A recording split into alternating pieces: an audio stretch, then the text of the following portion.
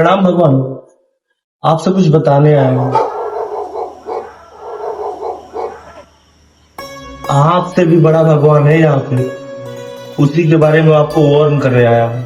और ये जो नया भगवान है ना, आप ही की तरह अमर है और इसके कई सारे रूप हैं और ये धरती के हर कण कण में बसता है।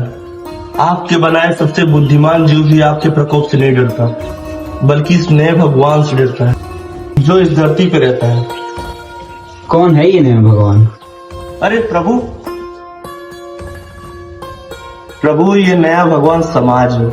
कैसे?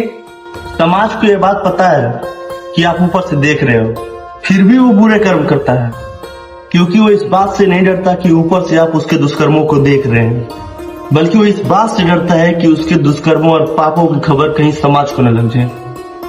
इसीलिए इंसान अपनी एड़ी चोटी का जोर लगा देता है अपने पापों को समाज से छुपाने के लिए।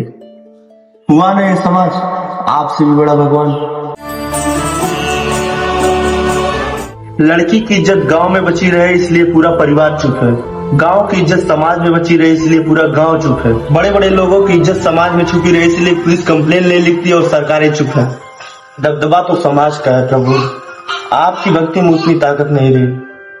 आप इस समाज के जाल में मत फंसना प्रभु, वक्त कभी भी पलट सकता है। जो होता है वो भगवान की मर्जी से होता है, इतना भी नहीं जानते? सबका भाग्य पहले से ही लिखा होता है।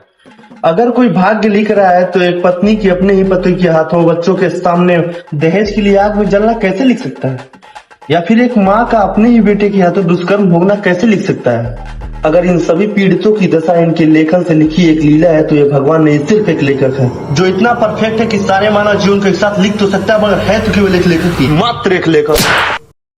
एक कड़वी सोच, एक सच जो आंखें खोल दे। Justice is the never for the victim, it is for the society.